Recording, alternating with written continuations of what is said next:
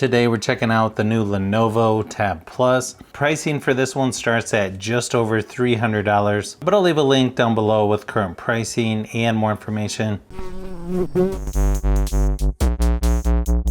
And this one's going to be a little bit different than some of the other tablets out there. Most tablets have 4 speakers. This one has 8 JBL hi-fi speakers. This is finally available in the United States. It's got an 11.5 inch IPS LCD display at 90 Hz refresh rate, up to 400 nits brightness, at 1200 by 2000 resolution, and it's a 5:3 aspect ratio. It's got 8 GB of RAM, 128 or 256 GB of storage. It also takes a micro SD card for expanded storage as well. MediaTek Helio G99 processor, pretty large 45 watt wall adapter, USB-C to USB-C charging cable. Of course, your quick start guide, safety and warranty information, and micro SD card removal tool. Okay, this actually looks and feels really nice. Much better build quality than I was expecting. You can see how thick this whole area here is. That's got the built-in kickstand and speakers. Sort of a crazy design here. You can see how thick it is on the sides. You've got your headphone jack, speakers, power button on one side, charging port and speakers on the other side, volume buttons on the top, along with your micro SD card tray. It comes with Android 14. You'll get 2 years software updates, 4 years security updates. So you should be good until 2028, which is pretty good for Lenovo. It also works with the Tab Pen Plus, which is optional. Now obviously it doesn't lay flat, so it's gonna rock back and forth. When setting up, you've got face unlock, pattern, pin, or password. Kind of weird here, it looks like it's making you install 3 different apps, which are gaming apps. Hopefully we can uninstall those later. You also have the option of gesture or 3-button navigation. Probably one of the most unique parts of this tablet, it's got a built-in kickstand. And it's super rigid, so you've got a lot of different angles to choose from, including where it's almost laying down. Looks like it also has a software update, so we might as well go ahead and do that. Now left of the home screen, you've got the Google Entertainment space, where you've got stuff to watch, games to play, stuff to read or listen to. Kind of strange, they throw a lot of random gaming apps on here. Luckily, it looks like you can uninstall most of them. And then it's mostly the apps by Google.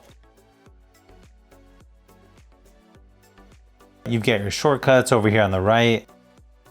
It's got most of your typical stuff like Wi-Fi, Bluetooth, volume, screen brightness, split screen, freestyle, battery saver. You've also got a handful of stuff that you can add like Dolby Atmos, extra dim, power, and so on. And this one also has PC mode, which is basically their version of Samsung DeX. You've got your apps over on the left, navigation buttons, recent apps. You've got your notifications, shortcuts down here in the corner. Actually really similar to Samsung DeX, the classic version. This also works with the Tab Pen Plus if you want to use a stylus. One problem with using the pen is the tablet is going to rock back and forth when you're using it, so you'll definitely want to use the built-in stand to stabilize things.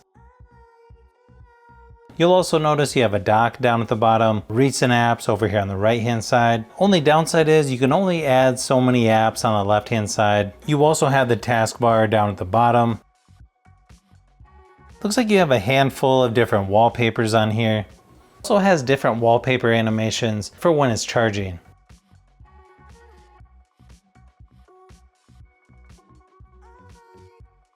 I feel like the screen looks really good as long as you're looking straight at it. It could be a little bit brighter because you will notice at certain viewing angles, it's not gonna look the best. But again, as long as you're looking straight at it, it actually looks really good.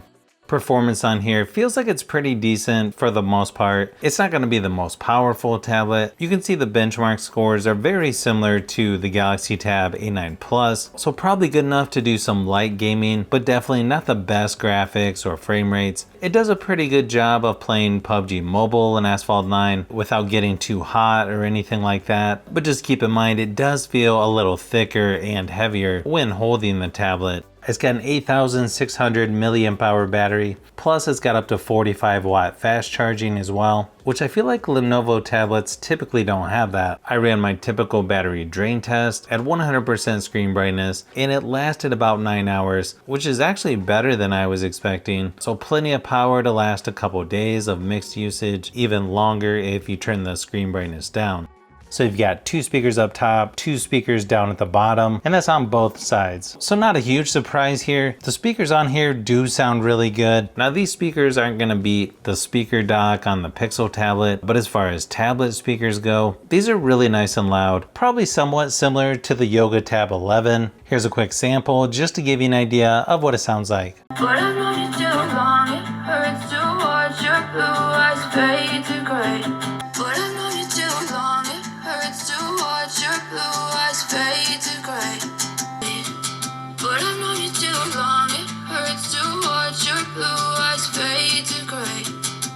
As you fade away, as you fade away, as you fade away.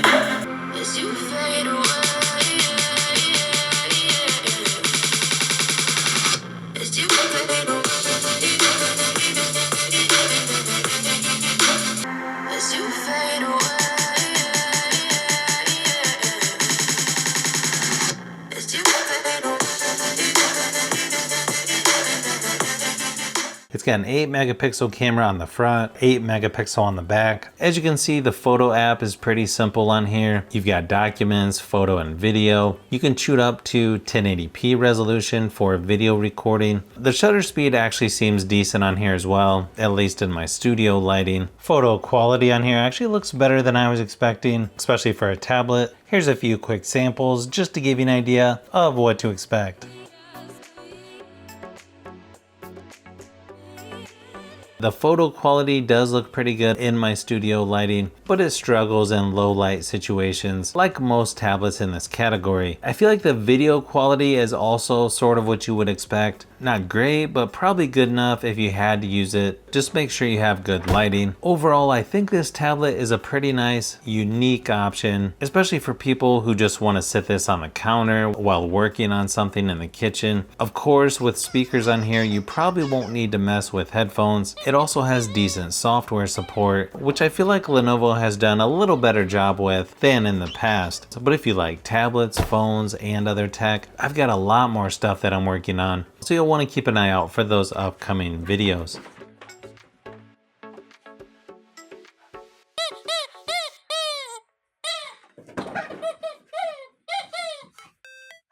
So if you've made it this far into the video, you may want to say thanks by subscribing, and don't forget to give a thumbs up if this video was helpful. This is Brian from Fishbee Productions. Thanks for watching, and I'll see you on the next one.